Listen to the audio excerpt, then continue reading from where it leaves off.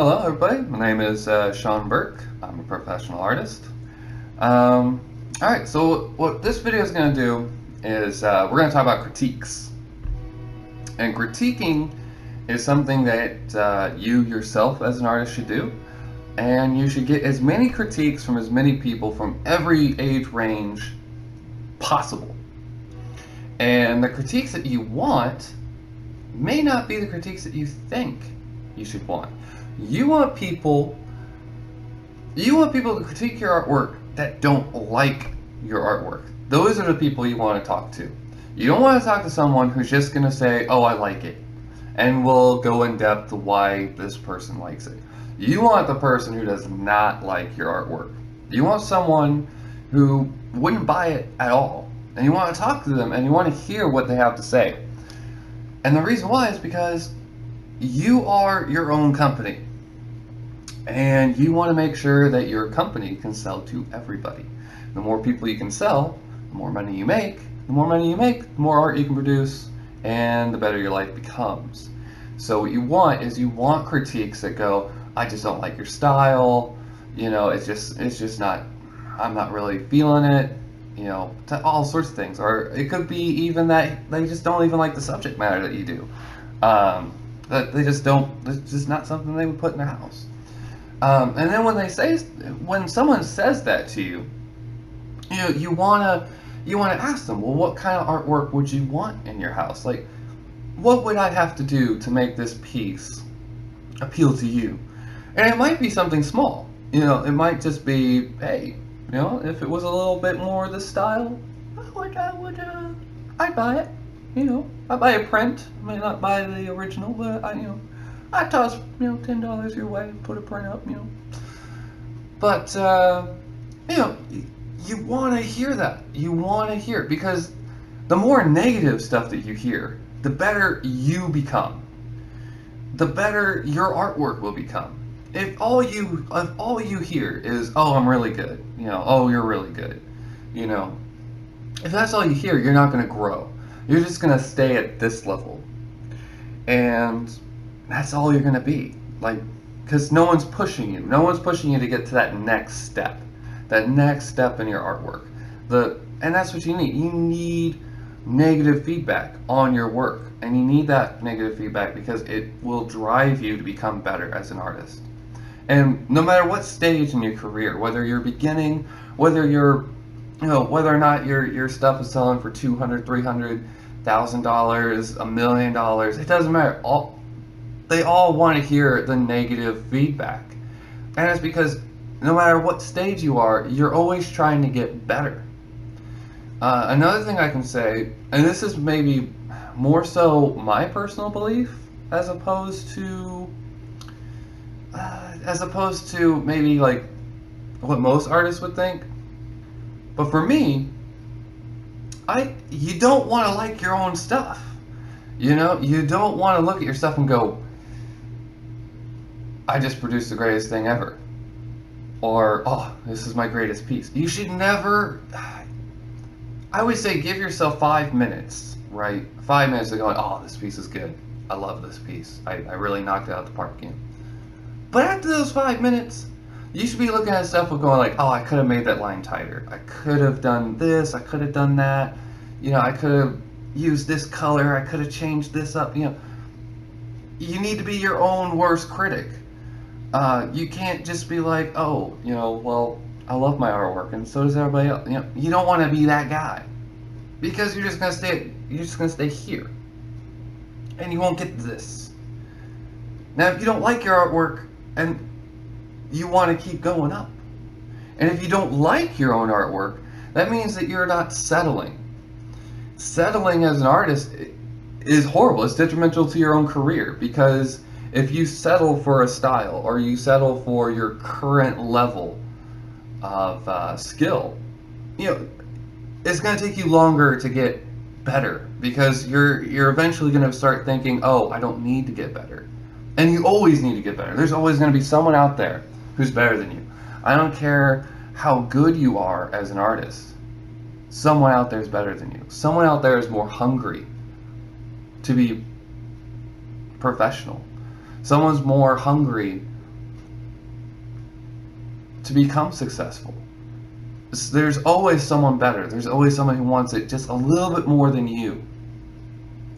And you have to eat, sleep, drink art, you know, and you want to get better. And that's what critiques are for. Another thing about critiques is you need to have a strong skin. I always say, as an artist, you need adamantium skin. You know, like a Colossus. You know, you want to be that guy. Because people are going to come at you left, right, everywhere, from every direction. People are going to come at you, and they're going to come at you and say horrible things. You know, sometimes, not always, but sometimes they will. Sometimes they'll come at you and be like, "Hey, dude, you're crappy. I don't know why the hell you're selling artwork. Like, your artwork makes no sense." You know what I mean? You know, and they'll ridicule you. And more importantly, other people around you could do this. I'll kind of go off on a little tangent, and this is kind of related to the last video I did about the steps. Here's the one thing I'll tell you. I'll tell every artist out there, anybody who wants to become a professional artist, because I've talked to a lot of artists, and it's about the same for everybody, for all of us, and it's the step. I was here, and now I'm doing this, and it is the fact that people around you might turn around and say that you're a bum, or that you're no good, or that you're worthless and stuff, and that's because you believe in yourself. You believe in your goal, and you believe that your artwork can go from step A to step B, and that you can turn this into a career. And people around you are going to say you can't, and you're going to hear the word no, can't, won't, all day long. You're going to hear this. You're going to hear you need to quit, you need to get a regular job, you need to do this. The number one reason, I think, this is kind of more of a personal opinion, the number one reason for some people to become a hobbyist and then go to professional is just to prove people wrong, of just to turn around and go, I did it. And the same people that said you won't, you can't, no, it's never going to happen, your art's not good enough, you know, whatever the case may be for you, they're all going to be eating crow. You know, and that could be just as big of, you know, the reason why you want to get from here to here is just to turn around and go, you know what? I did it. I'm a success. That, you know. So, and a lot of artists have this, a lot of artists have that kind of motivation, as people were telling them that they couldn't. And they wanted to prove, not only to them, but more so for themselves. I think more so for themselves. I know in my opinion, or well, in my particular situation, I wanted to prove to myself that I was good enough to do this. And lo and behold, I was. But, I mean, that was a long time period. I mean, it took me 10 years of striving. And within those 10 years, I'll be honest, I wasn't working. You know, every now and again I'd have you know, some kind of job here, some kind of job there. But I never stayed with them for very long. Because, you know, my mind was on art, you know. I wasn't, couldn't really do anything else. I didn't want to get out of bed, you know, to go to work. I wanted to get out of bed to draw, you know, to ink or to paint. You know, that's what wanted that. That's why I wanted to get out of bed. Anyway, back to the, you know, back to critiquing. Now for critiques, you know, getting an art teacher, and art teachers, no offense art teachers, but sometimes, anyway, critiquing, you want it. I mean, like, that's your number one goal, is get critiqued. And for critiquing, again, adamantium skin. Because some people will try, I mean, some people are trying to make you cry, you know, and don't cry. No tears. But anyway, you really want critiques. And the more critiques from different people, you know, male, female, kids, teenagers, young adults, middle-aged people, elderly, everything. Different races, different creeds, different religions. You want it all. You want it all because it all helps you. It all helps you. And the more help you can get, the better you can get. And the more, the better you get, the more you sell. Sometimes. Every now and again. Sometimes you make more sales. Anyway. So, yeah. So, I mean, you want to have a lot of stuff. And you want to get a lot of feedback. And you want more so the negative than you do the positive. I mean, getting positive feedback is always good. But, if you do it for long enough, if you do artwork for long enough, you start to not necessarily, I guess maybe for me, I don't necessarily, I like it when I hear people say that, if they like my artwork, always appreciate that. But if you hear it enough, or if you just have enough confidence, it's not being egotistical, but, you're kind of like, I just want to hear more negative feedback just so I can get a little bit better, And that's kind of the case for me, is I would much rather hear people comment on, what they don't like than what they do. That's just me.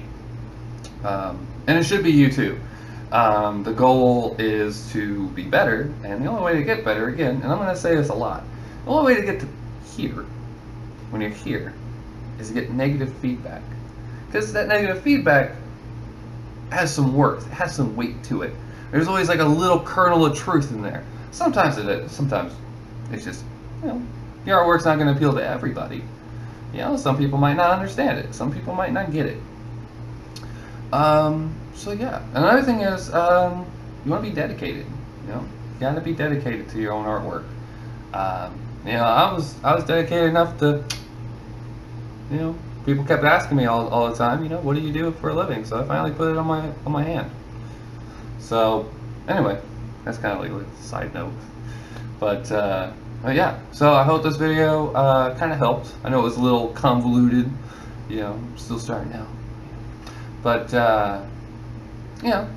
again, major thing about critiquing, you want the negative critiques.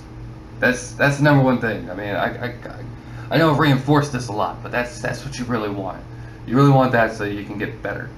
And you want it from, another great thing is getting those negative critiques from other artists, people that are above you. And the people that are above you will slam you. You'll think you're like this, and then they'll come in and they'll swat you down like a fly. And that's what you really want, because you want to be him. You want to be able to look at someone else and go, no. And you want to be that guy. Well, not necessarily that guy, but you want to be at that level. And that's the goal for all of us artists, I think, is to be, the next Warhol, or next Basquiat, that kind of stuff. You want to be huge and big, whatever. And to get to that level, you need lots of negative critiques. And yeah, so get those negative critiques. Don't take it personally. Never take it personally. Never defend your artwork. Oh yeah, that's another thing. Never defend your own artwork. Never. If someone says, "Oh, that line's I'm not feeling that line, man. Like, it's just not straight. I know you think it's straight, but it's not straight." And never turn around and go, "Well, it's not supposed to be straight." Never explain your artwork, because that's not what the critiquing process is. It's not you defending your art. It's letting your guard down as an artist and getting another person's opinion on it, because you're not going to buy your artwork. You might want to buy your artwork, but you're not making money if you buy it. You're making money if he buys it. And the goal is to make sure he or she buys your artwork. So yeah, never take it personally. And that's another thing. That's part of the steel skin. Don't take it personal. So anyway, this is Sean Burke, and I will catch you in the next video. All right, see you.